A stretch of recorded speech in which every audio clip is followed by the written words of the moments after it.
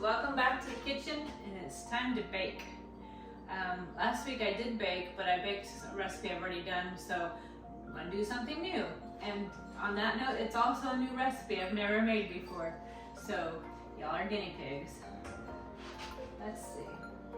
I'm thinking since we're all in the fall mode, let's have a fall apron. Love this beautiful orange, khaki, rust-colored plaid.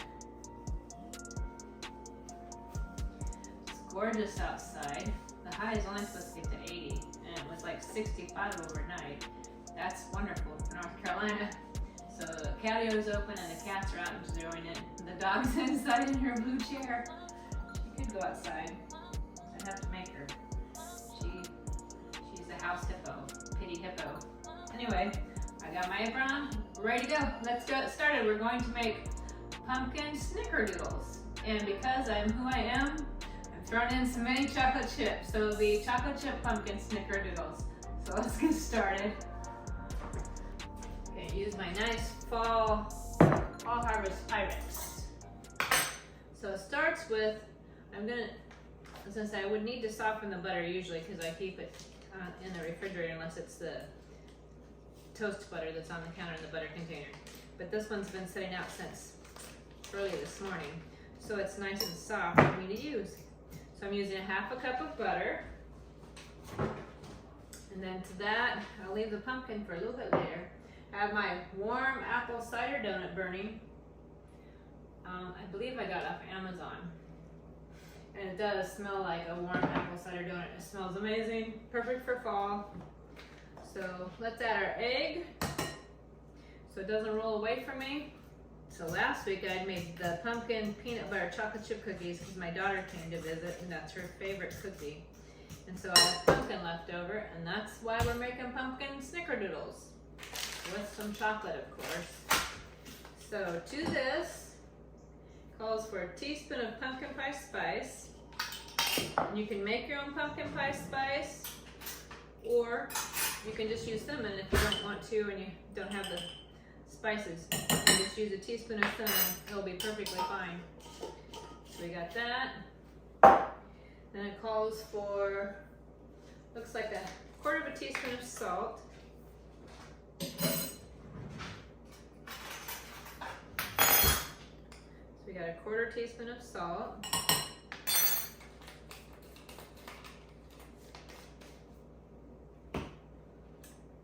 Then let's see, half a teaspoon of baking soda. So we got half a teaspoon of baking soda. And then it calls for a teaspoon of cream of tartar. So rather than dirty another, I'll just use 2 of my half scoops to make a hole. So there we go.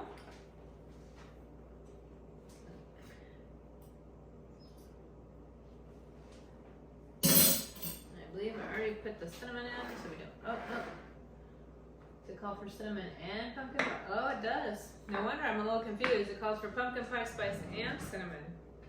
So, like I said, if you don't have the pumpkin pie spice, I would just do whatever. It said 1 teaspoon of pumpkin pie spice. I would do a teaspoon of cinnamon, and it calls for another half a teaspoon of cinnamon. So just another half a teaspoon of cinnamon. So it'll be all right. It'll still taste good. And then last of this kind of stuff calls for, where's my vanilla? A teaspoon of vanilla.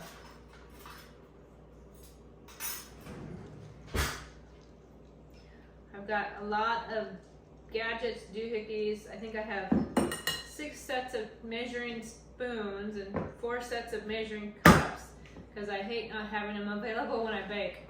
If you'd all ever be interested in seeing what's in my drawer, leave a comment, let me know, and I'll be happy to show you my baking supplies. Have any of you done some fall baking? I feel like I don't even wait for fall to do fall baking. I bake it whenever it sounds good, whether it's September or March. If I feel like baking fall, I bake fall. It's kind of a comfort food. What's your favorite fall recipe? I'm not sure what mine would be because I love the pumpkin M&M chocolate chip cookies. I love my pumpkin bread. It would definitely be pumpkin over apple. I mean, don't get me wrong, I love apple, I do. But something about pumpkin, it's just, love it. To the mixture, I'm gonna add a 1/2 cup of sugar, white sugar. So there's my 1/2 cup of white sugar. Then it calls for 1/4 cup of brown sugar. I'm using the dark brown sugar. If you don't have dark or don't like dark, you don't have to use it whatsoever. It just has more molasses in it, which gives it a stronger brown sugar molasses flavor. So if you would prefer it not to have that, that's perfectly fine. Get that creamed really well, and then we're going to add flour. And it says 1 or 2 1/3 cup of flour. Let's start here. I'm gonna start with 1 cup and stir it and see how it does. And it looks weird because we haven't added the pumpkin yet, but we're going to add the pumpkin last, actually. I'm gonna get this worked in, and then we'll see what we need for the pumpkin. And the last to go in will be the chocolate chips. Now, if you want to make them straight up as pumpkin snickerdoodles, don't add the chocolate. It's your cookie. You make it how you want. And the original recipe does not call for chocolate chips. That's just me, because I'm a chocoholic. So this brings us up to our 2 cups, and then it said also 1/3. So there's our 1/3. So that's all the flour it needs.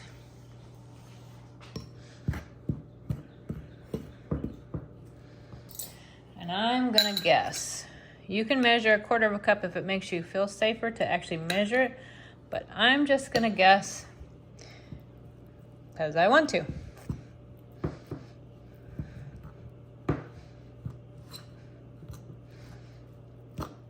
And I would say I've probably put in 1/3 cup, and judging by how it's going, I'm going to end up adding some more pumpkin because it's not coming together. It's still pretty crumbly, but that's what I mean.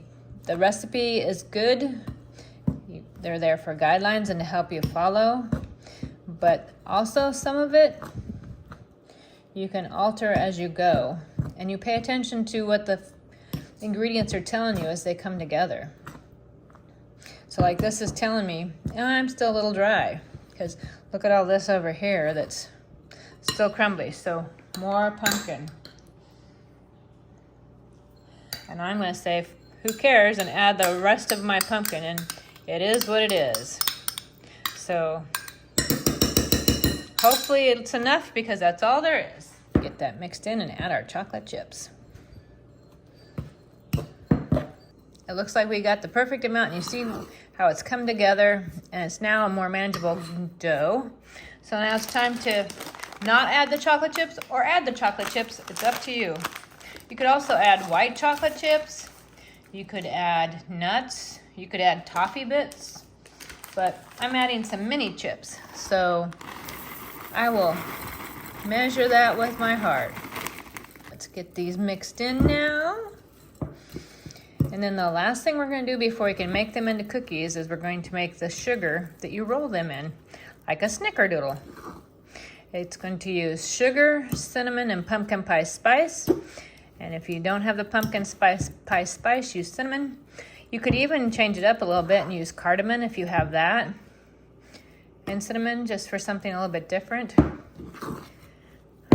But entirely up to you. There we go. Now it's ready. We'll make the sugar dusting and we'll start baking some cookies. Okay, we have the cinnamon, sugar, and pumpkin pie spice. It called for 1/4 cup of sugar, a teaspoon of cinnamon, and a teaspoon of pumpkin pie spice. Or you can switch it out for, I would say 1/2 teaspoon of cardamom instead of the pumpkin pie spice, or 2 teaspoons of cinnamon if you don't have pumpkin pie spice. It'll be perfectly fine. There's our dough, so we're ready to roll them out and add them to the pan. Now the kind of sort of messy part. We gotta get the blob of dough. I'm just going to drop it directly into the cinnamon sugar and kind of coat it. You kind of want to shape it into a ball and coat it with the cinnamon sugar. And there you go. Put it on the pan. So I'm going to do that with all of my dough. I should get, hopefully, and if you start to run out of the cinnamon sugar pumpkin pie spice mixture, don't feel bad. Just make some more. It's okay. Sometimes that happens. Sometimes what they tell you to use for mixing it, somehow your cookies are bigger or whatever, so you just use up more of it. And that's perfectly fine. I've done that many times where I just like, oh, this is not going to cover all my cookies. I just need more. And that's a-okay. There's the first dozen ready to go into the oven. They bake at 350 for 9 to 12 minutes. So I'm going to put mine in and start it out at 6, rotate it, and check on it at about 4 minutes later.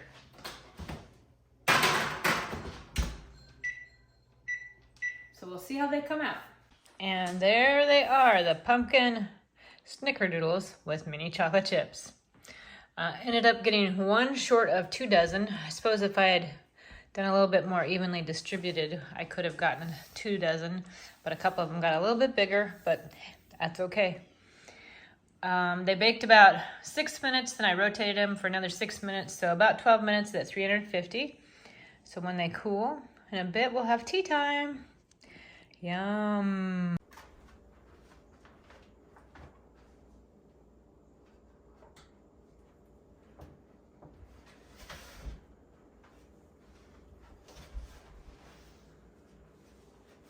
Time for tea time, yay!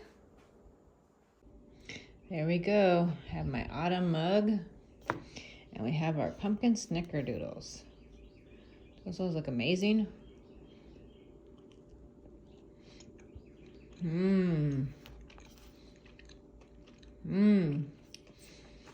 Wow. Oh, those are so good. So much spice, and they're soft, and they're sweet but not overly sweet. And personally, I like the bits of chocolate. So good. So good. So glad I tried a new recipe. Yum.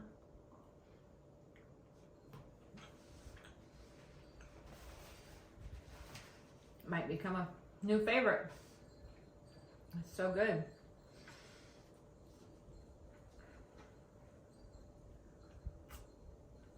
You ever try new things?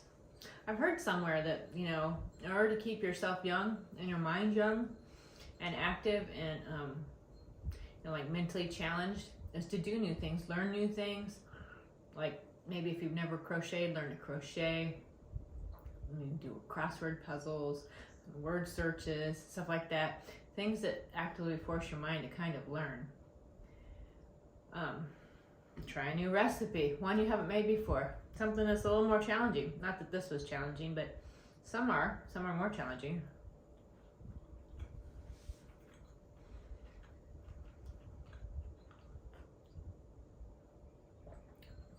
Maybe, you know, learn the different kinds of, like, get a book on fungi and learn the different kinds of mushrooms. Or learn the different kinds of leaves in the fall for trees. And one thing I know that helps us learn new things is to reach out to people that maybe we wouldn't normally have reached out to. And especially I think after all the countries were shut down, we kind of went into our little self, like little cocoons, and withdrew into our homes to be safe, which, let's face it, I don't need a pandemic to withdraw to my home. I'm a homebody by nature. I love to be at home. I love to be in my cozy environment. I don't need someone to tell me to stay here. Actually, if you say stay there, I'd be thanks. I will. I love it. Happy to say it's okay now. Because I absolutely love to be at home. I have more the problem of trying to get me to leave the house. So, But sometimes it helps now, especially, to reach out to people, to reach out to strangers, to remember the humanity, that they're out there with a whole backstory we don't even know. You know, things going on in their heart and their mind and their lives that we don't even know what's going on. And it's easy to kind of get lost in our own world and kind of ignore them and not see them, that they're a human being too. There's a Bible verse in Matthew 25. And it says, the king said unto them on his right hand, come, be blessed by my Father, inherit the kingdom prepared for you from the foundation of the world. For I was hungry, and you gave me something to eat. I was thirsty, and you gave me something to drink. I was a stranger, and you took me in. I was sick, and you cared for me. I was in prison, and you visited me. And they all looked at him and said, Lord, when did we do these things? When did we feed you when you were hungry? When did we, give you a drink when you were thirsty? When did we take care of you when you were sick? When did we reach out to you when you were a stranger and take you in? When did we, visit you in prison? And he said, whenever you do these things to the least of these, you're doing them as unto me. So when we reach out to others like that, it's as if we're doing it for God himself. Not that God needs us to do anything for him. He needs nothing. He's God. But I also think when we do those things and reach out to other people, we give them a drink if they're hungry or thirsty. We give them food if they're hungry. We talk to them and see them in prison. They're a stranger, and we reach out and see their humanity and say, hey, I see you. You matter. You're important. I think when we do those things, God's letting us share a little bit in him and who he is, and it helps us, not just the other person. It helps us be more like him. And I think we all could use someone sometimes reaching out to us as the stranger and saying, hey, I see you.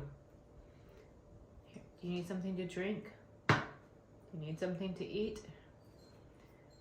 Do you need for me to come visit you? We've lost touch with so much of that. And it's so easy, especially behind a screen, to forget that on the other side of that is people. Real people. People that matter. People that have lives. People that have joys, sorrows, highs, lows. People that are afraid. People that are alone. People that are overwhelmed.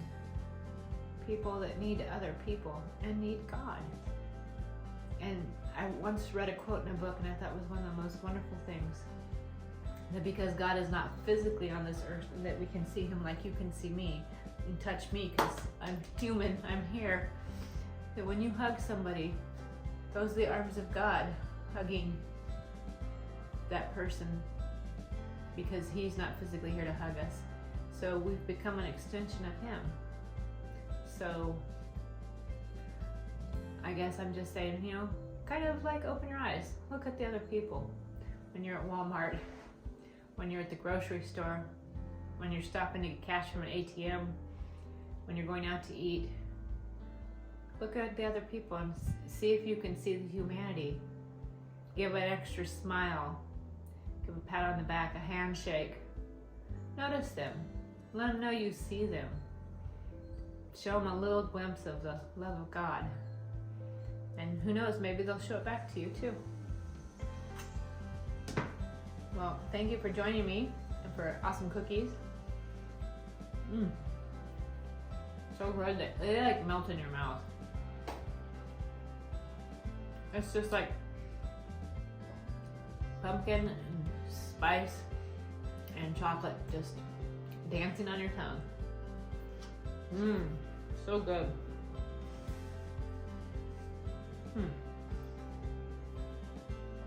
They remind me of my best friend Marnie, her pumpkin cookies, and that they're soft like that, but yet they're different. Kind of like her and me. Kind of like my husband and me. Kind of like me and you. We're both human, but we're different. Same, but different. So thanks for coming to share this time with me. I'm so glad you could be here.